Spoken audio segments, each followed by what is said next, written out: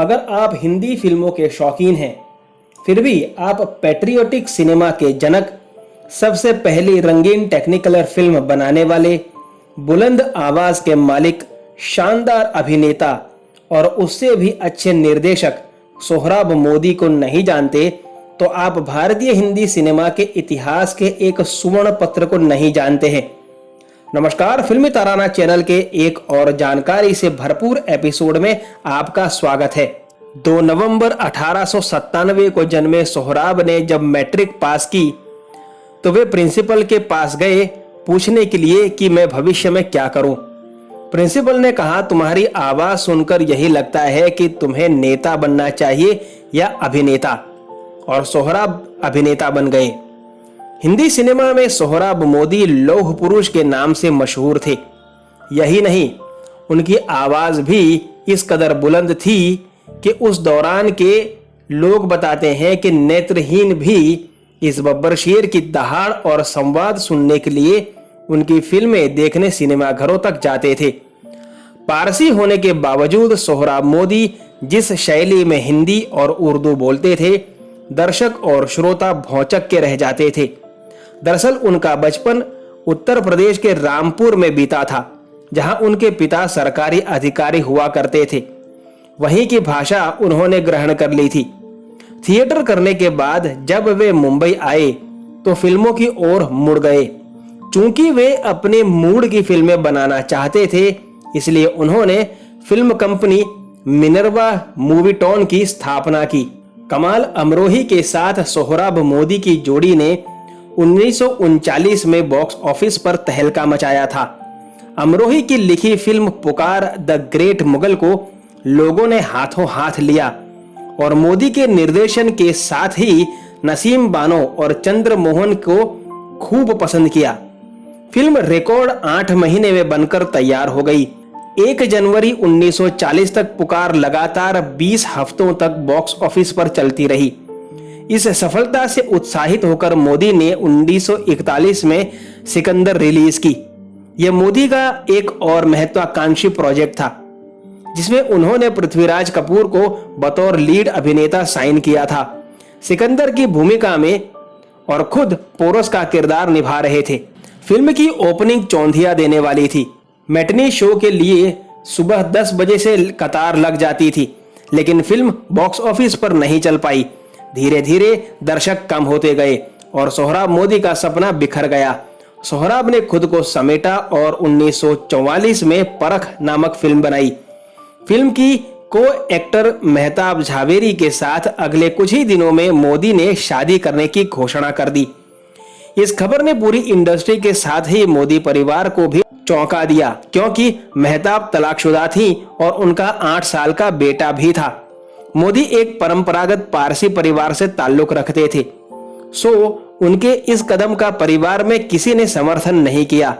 मोदी और मेहताब ने 21 अप्रैल 1949 को शादी कर ली, लेकिन परिवार वालों की स्वीकृति न मिल पाने की वजह से दोनों 1950 तक अलग ही रहना पड़ा। शादी की इस पूरी प्रक्रिया के बीच परख को व्यावसायिक तौर पर हिट घोषित कर दिया गया। इससे दोनों के संबंधों में और बल मिला। बाद के दिनों में मोदी को अपनी आवाज की वजह से भी पहचाना जाने लगा। अपनी फिल्मों के अलावा वे दूसरों की भी फिल्मों में आवाज देते थे। यह 40 का वह दशक था जब पारसी थिएटर की परंपरा अपने चरम पर थी, जो विक्टोरियन थिएटर स्टाइल से हिंदी सिनेमा तक पहुंची थी। उर्दू और पारसी जुबान के ज्ञाता होने की वजह से मोदी का उच्चारण कमाल का था, जो कुर्सी पर बैठे आखिरी दर्शक तक आसानी से पहुंच जाती थी। इस दौर का हर निर्देशक अभिनेता को मोदी की आवाज का हवाला दिया करता था, क्योंकि उस समय माइक्रोफोन तक नहीं हुआ करते थे। मोदी को आगे की कई फिल्मों में किरदार भी इसी तरह से मिलते रहे, जहां उन्हें लाउड संवाद बोलने को कहा जाता था। मोदी के मुताबिक उस समय अभिनेता की इमेज से दर्शक सिनेमा घर में आता था। अगर मैं धीमे बोलने लगता तो शायद ही कोई सिनेमा घर में आता। यही वजह थी कि मैंने गालिब की भूमिका नकार दी, क्योंकि वह मेरे दर्शकों के साथ धोखा होता। फिर जब बिमल रॉय ने मुझे यहूदी करने को कहा तो मैंने उनको हाँ कह दी। उसमें मेरे पूरे संवाद जोश खरोश से भरे थे। यहूदी का एक संवाद आज भी दर्शकों की जुबान पर रहता है कि तुम्हारा खून खून और मेरा खून पानी।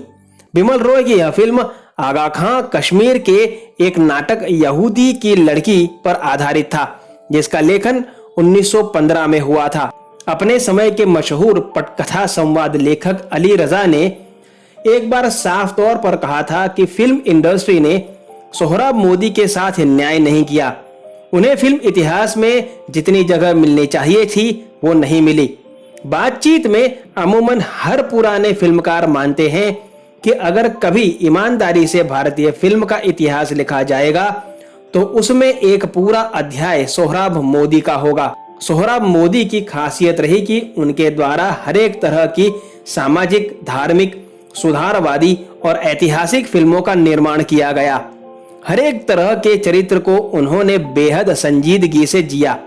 अपने 5 दशकीय फिल्मी जीवन में कुल 38 फिल्मों का निर्माण, 27 फिल्मों का निर्देशन और 31 फिल्मों में अभिनय करने वाले सोहराब को भारतीय सिनेमा के 75 वर्ष के हीरक इतिहास का साक्षी एवं फिल्मों की शुरुआती दौर का सशक्त चश्मदीद गवाह माना जा सकता है।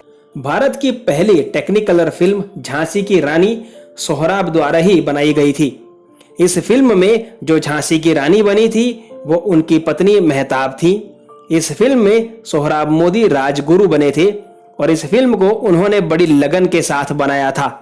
सोहराब मोदी की कुछ यादगार फिल्में इस प्रकार हैं: आत्म तरंग और खान बहादुर, डिवोर्स, मीठा जहर और जेलर, पुकार, भरोसा, सिकंदर, फिर मिलेंगे, एक दिन का सुल्तान, दौलत, शीश महल, झांसी की रानी, मिर्जा गालिब, कुंदन, राजहठ, मेरा घर मेरे बच्चे, समय बड़ा बलवान, रजिया सुल्तान, घर की लाज, एक नारी ब्रह्मचारी और ऐसी कई दर्जनों फिल्में।